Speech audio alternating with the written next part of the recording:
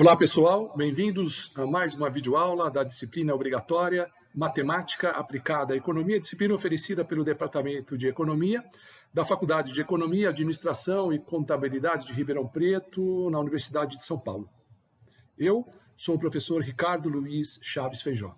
Como sempre, em algum ponto desta videoaula, indicarei um exercício extraído do livro do Chianchi, que deverá ser respondido e encaminhado por e-mail no prazo de uma semana. Vamos à aula?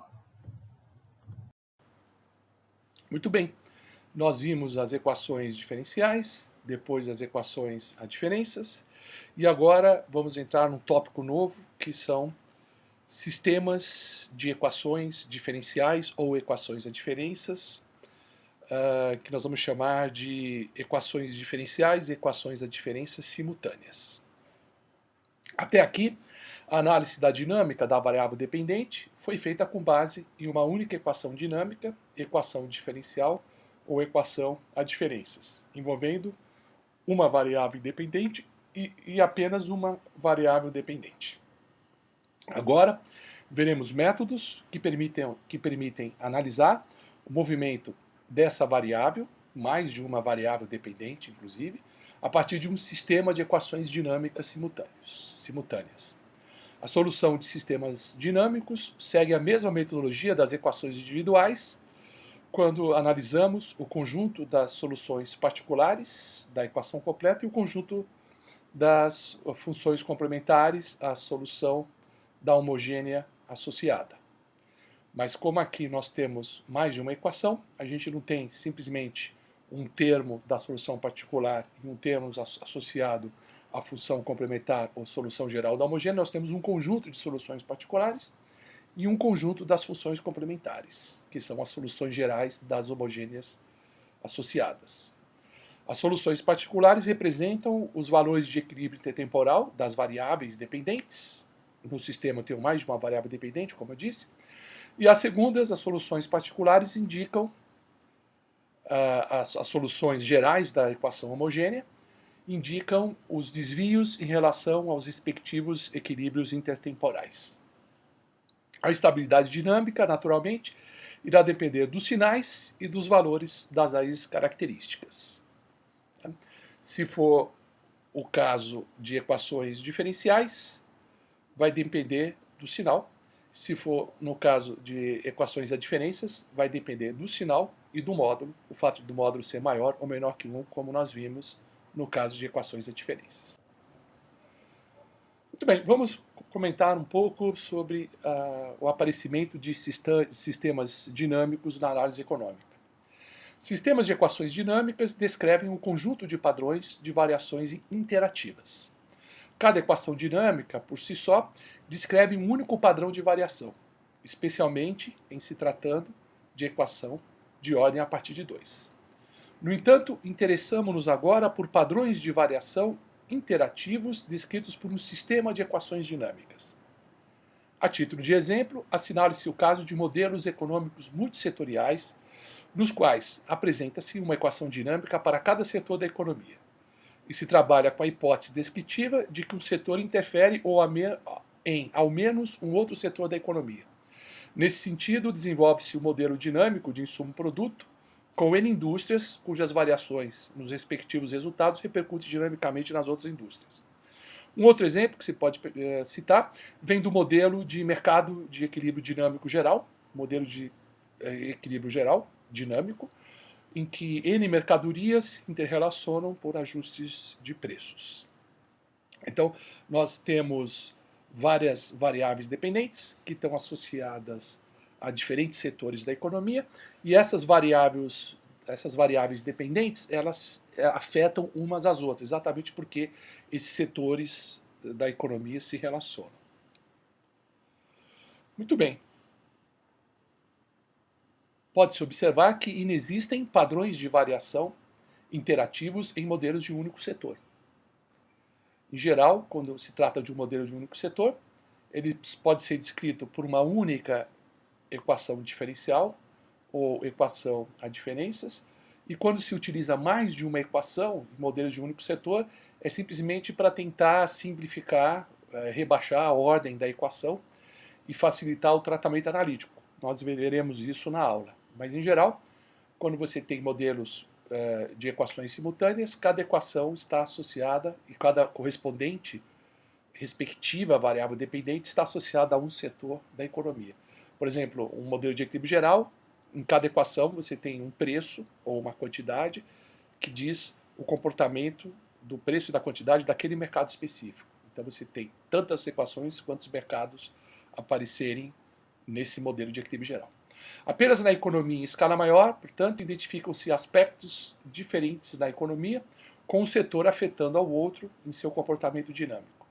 Nas equações dinâmicas que descrevem tal comportamento, o padrão da variável dependente y1 afeta o padrão da outra variável dependente y2, ou aquele é afetado por este, afeta ou é afetado.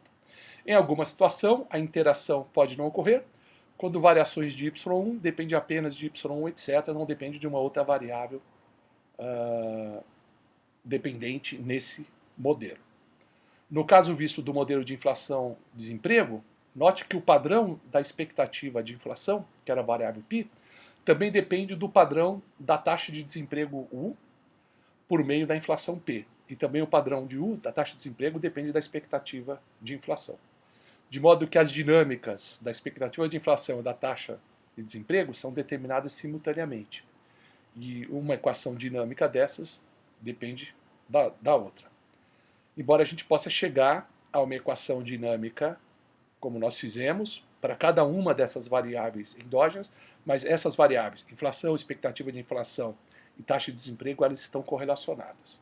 Essa correlação não diz respeito a diferentes setores da economia, mas são diferentes variáveis endógenas que aparecem nesse modelo, como no caso do modelo de Phillips. Pode ocorrer por isso também, porque se tem variáveis endógenas que descrevem aspectos, né, taxa de desemprego, inflação, porque o modelo de Phillips intrinsecamente relaciona essas duas variáveis endógenas, elas não são tratadas de uma maneira dependente. Então, você pode ter diferentes equações para cada uma dessas variáveis endógenas, mas uma vez obtido uma equação para uma variável endógena dessa, se conhece todo o padrão dinâmico dela. Tá? Embora haja a dependência entre elas, mas cada equação descreve a dinâmica de uma maneira completa, tá? Omitindo, inclusive, a outra variável na apresentação, né, na formalização da equação dinâmica para essa variável endógena. Então, há uma relação de determinação simultânea dessas variáveis endógenas. Neste, como em muitos outros casos, não é preciso condensar um modelo em uma única equação, o que é trabalhoso, em alguns casos, impossível.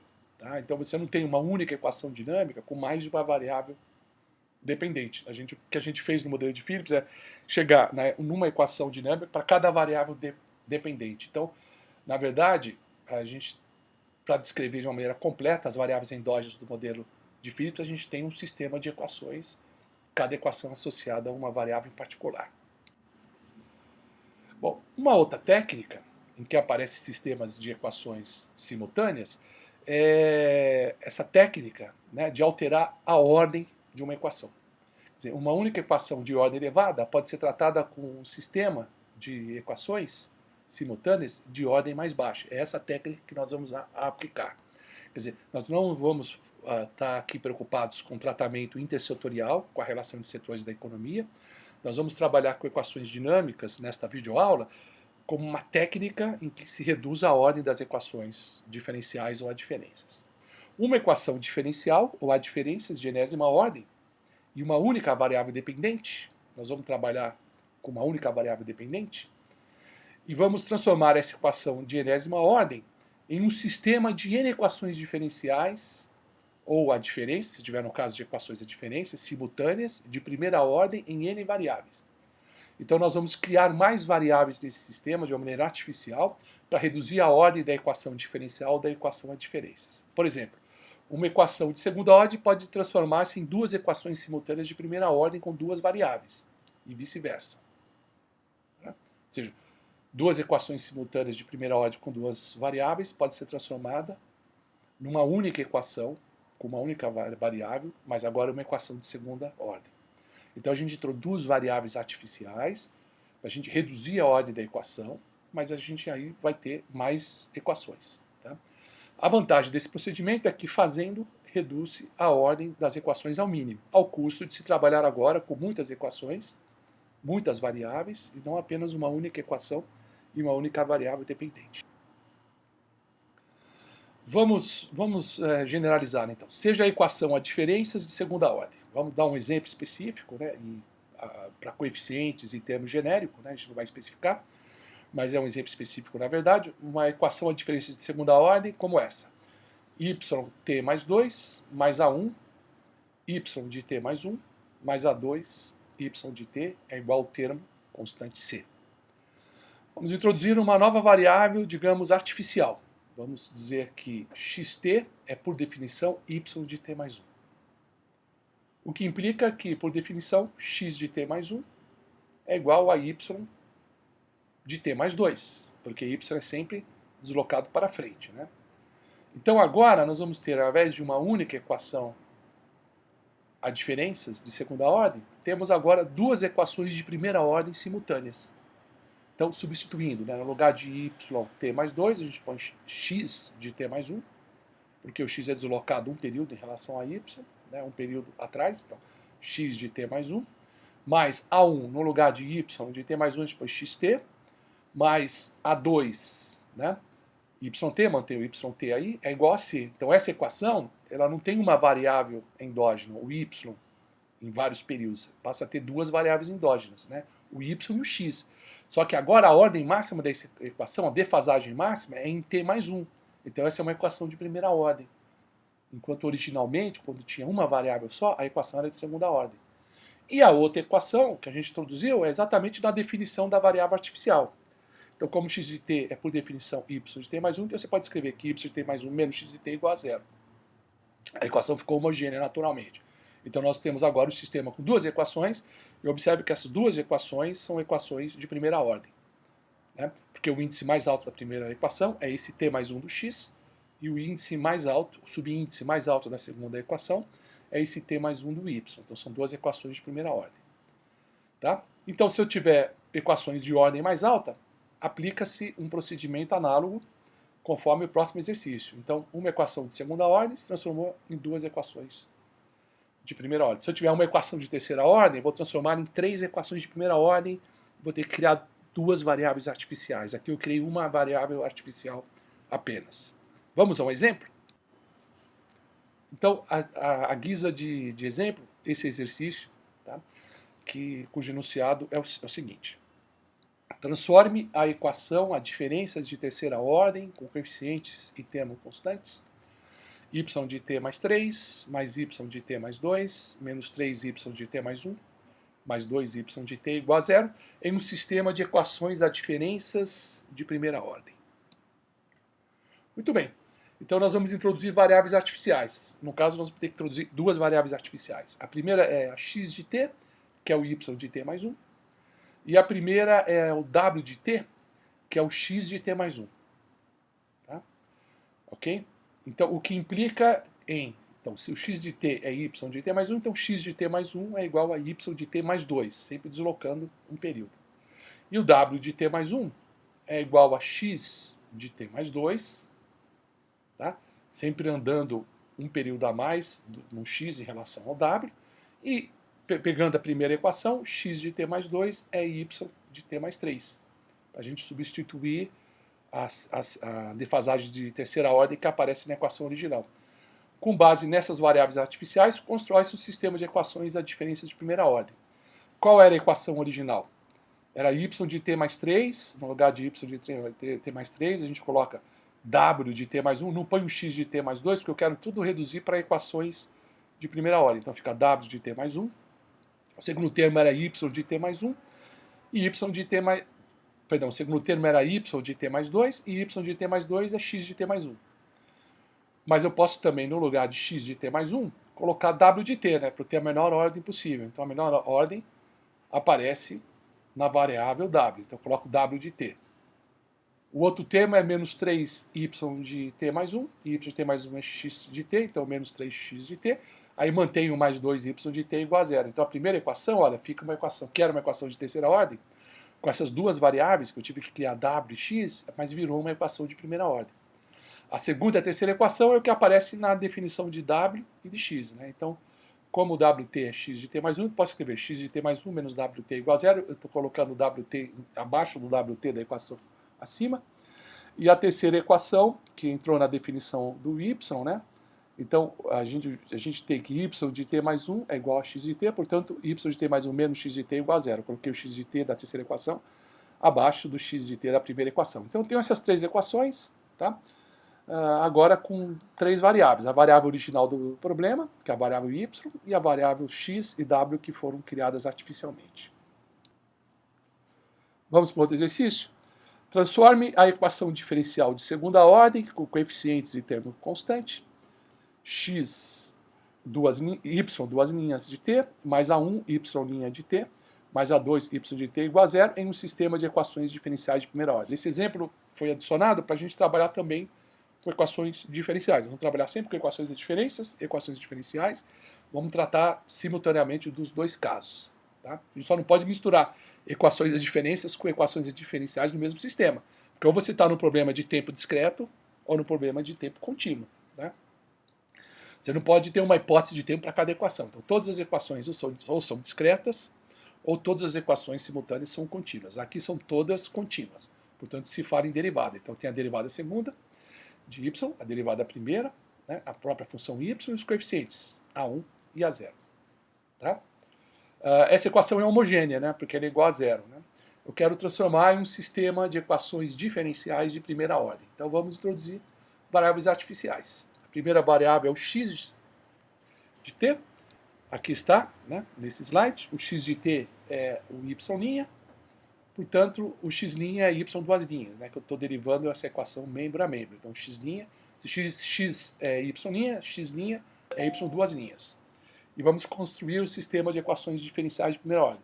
Como era uma equação diferencial de segunda ordem, eu preciso introduzir apenas uma variável artificial para chegar a um sistema com equações de primeira ordem, ou seja, que envolve apenas a derivada primeira. Né?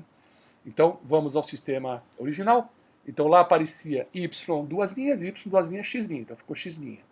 Lá aparecia a1, y', no lugar de y' eu ponho xt, a1, xt.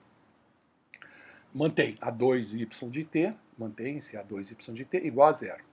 E a segunda equação é a definição da variável y, né, que está definida da variável x, que x é y', portanto y' menos x igual a zero. Então eu ponho aqui o x abaixo do x da primeira equação. E aí eu escrevo dessa maneira, então tem aí o sistema com duas equações diferenciais de primeira ordem.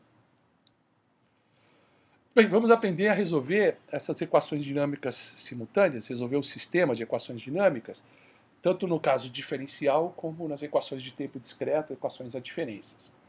Sempre trabalhando por simplicidade, com equações lineares e com coeficientes constantes. Coeficientes e termos constantes, tá? Se o coeficiente é constante, ele é linear, mas é coeficiente e termo constante. Começando com o caso de equações a diferenças simultâneas. Tá? Então vamos começar com um exemplo de equações a diferenças, depois a gente trabalha com equações diferenciais. Seja o sistema x de t mais 1, mais 6 de x de t, mais 9y de t, é igual a 4. E a outra equação é y de t mais 1, menos xt igual a zero.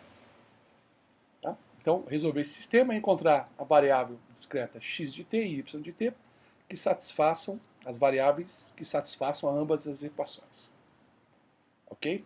Então, vamos começar com a solução particular. Né? Queremos a solução particular das duas variáveis dependentes, x e y. Eu quero a solução particular os valores de equilíbrio temporal de x e y, que eu vou chamar de x barra e y barra. Tá? E depois a gente vai buscar a função complementar para as duas variáveis dependentes. E a solução completa é a soma dessas duas soluções, a particular e a solução geral da homogênea associada à função complementar, a chamada função complementar. Muito bem. Em busca de soluções particulares, vamos começar com a hipótese de que as soluções são constantes, a hipótese de equilíbrio intertemporal. Tá? Então, se no equilíbrio temporal o valor da variável é constante, então estou supondo que x de t mais 1 é igual a x de t, eu vou chamar isso de x barra. Y de t mais 1 é igual a yt, que é igual a y barra, então ele é constante ao longo dos períodos discretos. Vou substituir essa hipótese no sistema. Tá? Então a primeira equação do sistema seria, portanto, o primeiro x de t mais 1 é x barra, mais 6x barra, dá 7x barra. Né? Depois aparece o 9y barra, igual a 4. Tá? E a segunda equação, o yt mais 1 é y barra também, x de t é x barra, então fica y barra menos x barra. Tá? Ou, se quiser, começando com x, né, menos x barra mais y barra igual a 0. Tá? Vamos resolver esse sistema para saber os valores de x barra e y barra. Eu tenho duas equações e duas incógnitas, dois sistemas lineares bem simplesinho. Né? Por exemplo, eu posso multiplicar a última equação por 7 e somar ambas as equações membro a membro. Então esse 7x barra cancela com menos 7x barra da outra equação. Aí fica 9y barra, né? Com 7y barra dá 16y barra. Depois 4 mais 0 é igual a 4. Então 16y barra é igual a 4. O y barra é igual a 1 quarto. Como a segunda equação diz que x barra é igual a y barra, então x barra também é igual a 1 quarto. Tá? Essas são as soluções constantes que traduzem um equilíbrio intertemporal estacionário. Então elas funcionaram. Se por acaso não tivesse funcionado, se tivesse, por exemplo, que dividir por zero, alguma coisa assim, a gente tentaria o segundo caso mais simples, que é a equação linear, né, do tipo x de t igual a uma constante k1 de t, e x2 é a constante k2 de t. Eu só chamo k1 k2 porque não precisa ser a mesma constante, naturalmente. Né? O x não precisa necessariamente ser igual ao y. Talvez na equação, pela segunda equação, acabe sendo igual. K1 acabe sendo igual a K2. Mas no caso mais genérico, né, se faz x de t é igual a K1t, x de 2 é igual a K2t. Se não der certo, você multiplica por t ao quadrado. Se não der certo, por t ao cubo. Aquela velha técnica que a gente já está habituado a empregar. Tá? Vamos agora obter as funções complementares. Agora é mais difícil, preste bem atenção. Tá? Primeira coisa, nós vamos imaginar que tem uma única raiz característica comum a ambas as variáveis. Podia não ser a mesma raiz característica. Tá? Porque você pode associar, imagina que cada equação pudesse, cada variável dependente pudesse ser escrita por uma equação particular e que a partir dessa equação que envolve só essa variável poderia chegar a uma equação característica. E aí eu teria raiz característica, na outra teria uma outra equação característica, outra raiz característica, não necessariamente elas são iguais, mas elas podem ser iguais. Então a gente imagina que a raiz característica é comum a ambas as variáveis, eu vou chamar de B. Tá? Então a gente vai representar, tá, na solução da equação homogênea, aquela solução, aquele modelo de solução, né, tradicional de equações de diferenças, que a gente faz assim, x de t é m, b elevado a t. Né? B é a base, a raiz característica. O y de t, o fator que multiplica é um outro fator, né, na verdade, porque a solução particular de y não é a mesma solução de x, então y de t é igual a n, o n relativo a y, b elevado a t porque a gente está supondo a mesma base comum e supomos também que a base seja diferente de zero, que a raiz característica é diferente de zero. Então, deslocando o índice, né, se x de t é m, b elevado a t, x de t mais 1 é m, b elevado a t mais 1, e y de t mais 1 é igual a n, b elevado a t mais 1. Então, a solução da homogênea é encontrar a raiz característica b, né, que aí o número de raízes vai depender, obviamente, da ordem da equação. Certo? Se a gente está trabalhando com equações de primeira ordem, temos uma única raiz característica, então vai encontrar uma raiz característica b, tá? E o valor de m e n que satisfaça a esse sistema de equações simultâneas. Vamos por substituição e façamos os devidos cancelamentos. Lembrando que b de t é diferente de zero, portanto, a gente pode colocar b de t em evidência e cancelar, porque a equação é homogênea. Nós estamos trabalhando com a função complementar que diz respeito a uma equação homogênea. Então vamos à equação original do problema, desse exercício. Então a equação original era x de t mais 1 mais 6 de x de t mais 9y de t é igual a 4. Né? Então, onde tem lá o y de t mais 1, fica mbt t mais 1. Não, x de t mais 1, né? Certo? Porque a equação começa com x de t mais 1, perdão. X de t mais 1, né? Então, o x é um m. Então, mb elevado a t mais 1. Depois tem, voltando lá, né? Aí tem 6 de x de t. Então, mais 6, o x de t é mb elevado a t.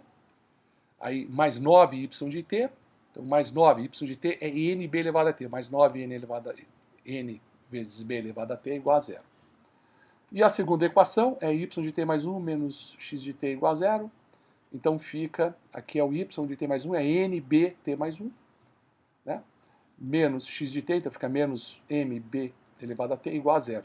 Então estamos com essas duas equações, tá? E eu posso cancelar o b elevado a t, né? Então a primeira equação fica mb, né? Tá certo? Mais 6 vezes m, eu coloco o m em evidência, fica b mais 6 vezes m. A segunda fica simplesmente 9n, então b mais 6 vezes m, né? Fecha parênteses, tá certo? Vezes m, né? Mais 9 vezes n é igual a 0.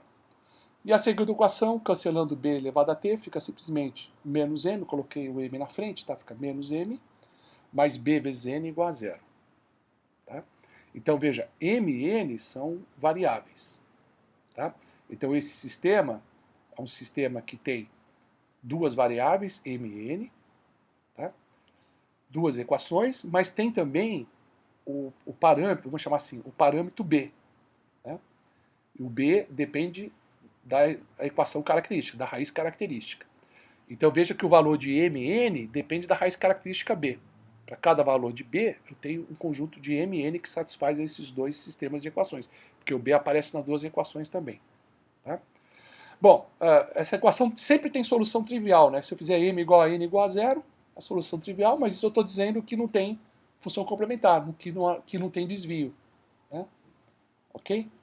Então, a solução trivial ocorre quando a matriz dos coeficientes do sistema é invertível. Né? Então, se tem inversa, eu passo a matriz a inversa para o outro lado, tá certo? E aí a solução é sempre a solução trivial. Tá?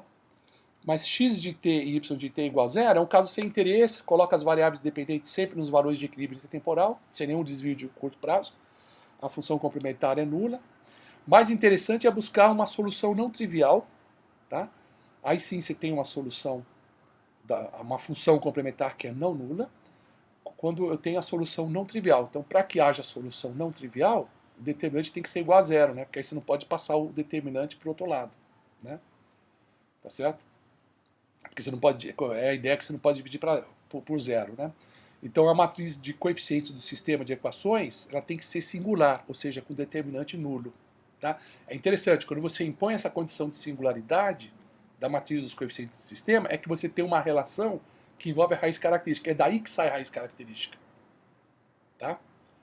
Ok? Você não pode ter uma equação característica para cada equação simultânea do sistema, porque a equação simultânea do sistema envolve mais de uma variável. Tá? Então a equação que envolve a raiz característica, ela sai quando você anula o determinante dos coeficientes do sistema. Tá? E a raiz característica aparece nesses coeficientes. Então, por exemplo, aqui a matriz dos coeficientes, pensando m e n como variáveis, portanto, a matriz que envolve essas variáveis é a matriz dos coeficientes, é b mais c e 9, que são os coeficientes de m e n da primeira equação, e depois menos 1 e b, que são os coeficientes m e n da segunda equação. Então, essa é a equação característica, e o determinante, vamos calcular o determinante dessa equação, então multiplica os elementos da diagonal principal, da diagonal secundária, então na diagonal principal fica b ao quadrado mais 6 vezes b, aqui dá menos 9, menos com menos dá mais, porque o sinal negativo na diagonal secundária, né, mais 9 igual a 0. Então temos uma equação quadrática, tá, que foi obtida, impondo-se a condição de que o determinante da matriz de coeficientes anula-se. Tá? E aí eu tenho a equação característica do sistema. Lembre que a raiz característica é a mesma para as duas variáveis, essa é a nossa hipótese. Né? Então, qual é a solução? Bom, aí no caso eu tenho raízes reais repetidas. Né? Se eu fizer B1 igual a B2 igual a B, que é a raiz real comum repetida, vocês percebem que facilmente ela é menos 3, porque menos 3 ao quadrado é 9, né? Mais 6 vezes 3, 18, tá certo? mas aí no caso é menos 3, né? Então fica menos 18, 9 com menos 18 dá menos 9, mais 9 igual a 0. Então menos 3 é a raiz característica. São raízes repetidas, né? Bom, para cada raiz característica, se estabelece uma relação entre m e n. Lembra que a relação entre m e n depende do valor de b. Tá certo? A segunda equação do sistema, por exemplo, diz que m é igual, passando para o outro lado, né? M é igual à raiz característica, no caso bi, cada delas, vezes n, né? Tá? Então, a princípio, teríamos um número infinito de soluções, né, definidas no par m e n, um número infinito de combinações entre m e n, né, definido por o m é bi vezes n, onde bi é uma raiz característica particular, bi vezes n, e n. Né? Então, para cada valor de bi, você teria uma diferente combinação de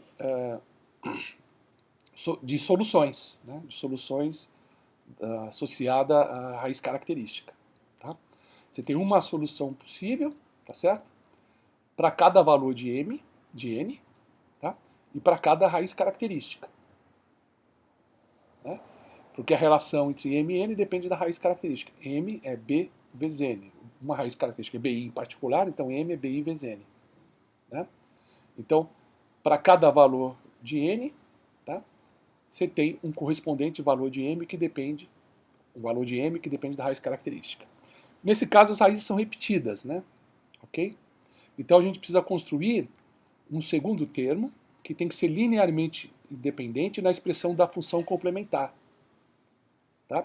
Tanto para a variável x como a variável y, nós temos para essas duas variáveis, que a gente supôs que as raízes características são as mesmas, para as duas variáveis as raízes características são repetidas. Então você não pode, precisa de dois termos. Você não pode escrever esses dois termos, tá, como sendo idênticos, porque eles precisam ser linearmente dependentes. Ok? Então a gente precisa de dois termos que sejam linearmente independentes. Tá? Por que a gente precisa de dois termos? Porque aí, apesar da equação, das duas equações serem equações de primeira ordem, né, lembre-se que o sistema que nós estamos trabalhando é x de t mais 1, mais 6 de x de t, mais 9yt igual a 4 e y de t mais 1 menos x de t igual a 0. Então as duas equações são equações de primeira ordem, mas por que você precisa ter dois termos para cada variável, para definir a função complementar? Porque eu tenho duas condições iniciais. Eu tenho a condição inicial da variável dependente x e da variável dependente y. Então, como eu tenho duas condições iniciais nesse problema, eu preciso para cada variável definir dois termos. Tá? Ok? Então, nesse caso, eu tenho um primeiro termo, né, que é o valor, por exemplo, a variável x. Né, ok? Eu tenho mb elevado a t. Ok? E o segundo termo tem que ser um m qualquer, t, b elevado a t. Tem que usar aquele truque de pré-multiplicar por t. Né? E a mesma coisa para a variável y nesse nb elevado a t. Então, um é nb elevado a t, o outro é nt b elevado a t. Tá? Então, as soluções da homogênea, no caso de raízes repetidas, que é esse exemplo, vai ficar, portanto, o x de t vai ser m1 menos 3 elevado a t, mais m2t menos 3 elevado a t. Veja que os dois coeficientes, o m1 e o m2, eles são diferentes, por isso que eu preciso colocar o subíndice, m1 e m2. Tá? São duas constantes arbitrárias que eu vou ter para esse caso. Né? No outro caso, no caso disso, presta atenção, no caso de y, eu vou escrever n1 menos 3 elevado a t, menos 3 é a raiz característica comum, mais n2t menos 3 elevado a t. Aí você fala, mas espera aí, não tem duas condições iniciais? Como é que você está colocando m1, m2, n1, n2? Está colocando quatro variáveis aqui, a serem quatro constantes arbitrárias, mas não é duas? Sim, mas é porque o m se relaciona com o n, entendeu? Quer dizer, você tem uma relação entre o n1 e o m1 e tem uma relação entre o n2 e o m2. Tá? Portanto, a gente vai reduzir a duas constantes arbitrárias. Porque se você tem o valor de uma, você tem o valor da outra, que elas estão relacionadas pela raiz característica. Tá? Então você precisa discriminar aí M1 relacionado com N1 e M2 relacionado com N2. Então, para cada variável, x e y, você tem esses dois termos, o coeficiente do primeiro termo é M1 e do segundo termo, que pré-multiplica por t, é o coeficiente M2. Para a variável x e para a variável y, N1 e N2.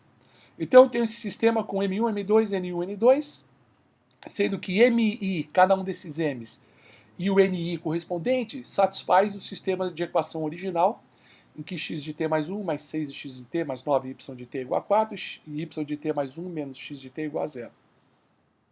Ok? Então tá. Então vamos substituir na segunda equação. Tá? Então vamos pegar aqui a equação N1 menos 3 elevado a t, tá? Mais N2, né? T menos 3 elevado a t. Veja, o primeiro sistema eu tenho que colocar. Vamos pegar essa segunda equação, né? A segunda equação está dizendo que y de t mais 1 é igual a x de t. Né? Então, no lugar de t mais 1, eu escrevo a expressão do y de t que nós obtemos, mas com o índice t mais 1. Então, esse n1 menos 3t mais 1, mais n2 no lugar do t que pré-multiplica t mais 1, menos 3 elevado a t mais 1. Tá? Isso é igual a x de t. E aqui está a expressão do x de t que nós vimos. M1 menos 3 elevado a t mais m2 t menos 3 elevado a t. Tá? Eu posso cancelar o menos 3 elevado a t, que aparece nos dois membros, tá certo? Então aqui fica só menos 3, né, elevado a n1. No segundo membro fica, bom, aqui eu cancelei, né, menos 3 elevado a t mais 1, mais o menos 3 elevado a t eu cancelei, fica só o menos 3, né, que multiplica n2, t mais 1, que apareceu aqui. No segundo membro eu tenho só o m1 no primeiro termo, no segundo termo eu tenho m2t. Tá? Então tem essa equação aqui, aí eu coloco o menos 3 em evidência, né? Fica menos 3, n1 mais n2, porque aqui eu distribuí, né? Então menos 3 n2t, como menos 3 está em evidência, então fica simplesmente n1 menos mais... na verdade, faz a distributiva, eu estou pegando esse menos 3 que multiplica o 1, né? Tá? Então fica menos 3n1, menos 3n2, pus o menos 3 em evidência, fica aqui, como está todo menos 3 em evidência, então o sinal menos está em evidência, fica tudo positivo, né? Então menos 3, n1 mais n2, depois tem esse menos 3 n2t, que eu coloquei aqui do lado, isso está no primeiro termo, no primeiro membro, né? E no segundo membro m1 mais m2t, tá? Então, é um polinômio, a igualdade de polinômio tem que igualar termo a termo. Então, m1 é menos 3, n1 mais n2, e m2 é menos 3, n2. Tá? Veja que aqui introduz uma complexidade, quer dizer, o m1 não depende só do n1. Tá? Nesse caso, o m1 depende de uma combinação entre n1 e n2. Né? Ele é menos 3, n1 menos 2. Isso pode acontecer também. Tá? E o m2 só depende do n2. Tá? Mas o M1 depende do N1 e do N2. Ok? Se eu tiver duas condições iniciais, de qualquer maneira, que me permita determinar N1 e N2, eu vou também saber o valor de M1 e M2. Então, as duas condições iniciais que eu preciso desse problema, porque são duas equações, tá, de primeira ordem, portanto, para cada variável dependente, que eu tenho duas variáveis, eu tenho uma condição inicial, o valor da variável para t igual a zero, né? Então, eu tenho duas condições iniciais para duas variáveis dependentes, o que permite calcular os m's e os n's.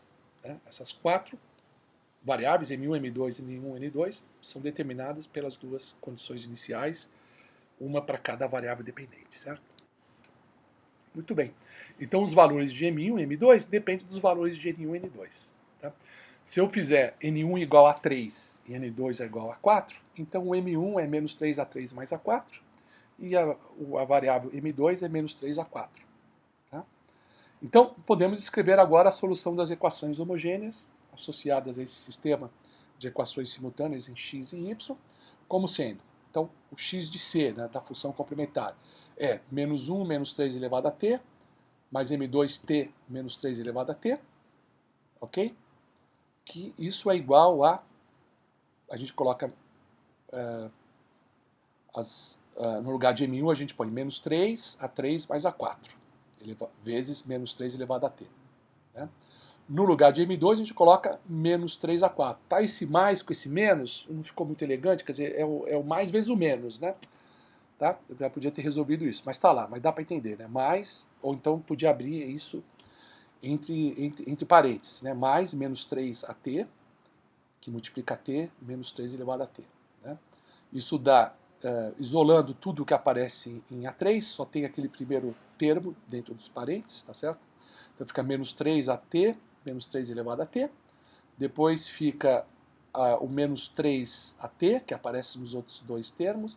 E aparece esse menos 3A4, que eu já pus em evidência, tá certo?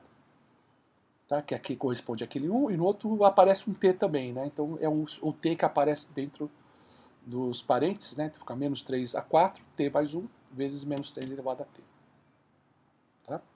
Essa é a equação, a função complementar para a variável x, e para a variável y, ou YC, é N1 menos 3 elevado a T, mais N2T menos 3 elevado a T. Aí eu substituo o valor de N1 a gente falou que é A3, o N2 é A4, então fica 3 menos 3 elevado a 3, mais A4T menos 3 elevado a T. Né? A3 menos 3 elevado a T, mais A4T menos 3 elevado a T. Tá? E as constantes A3 e A4 são definidas pelas condições iniciais do problema. Note que ambas as trajetórias temporais contêm um fator do tipo b elevado a t. Portanto, ambas divergem do equilíbrio intertemporal ou ambas convergem a ele. Neste caso, o módulo de b é igual ao módulo de menos 3, tá certo? Que é 3, que é maior que 1. E sendo assim, ambas divergem. Portanto, ocorre oscilação explosiva. Então, esse é o conteúdo da 23ª videoaula de Matemática Aplicada à Economia. E vamos agora à questão da aula. Então, vocês resolvam no bloco 19.2, da página 579 do Chiane, o exercício 3.A, o exercício 3A. Me encaminhem, portanto. Um abraço.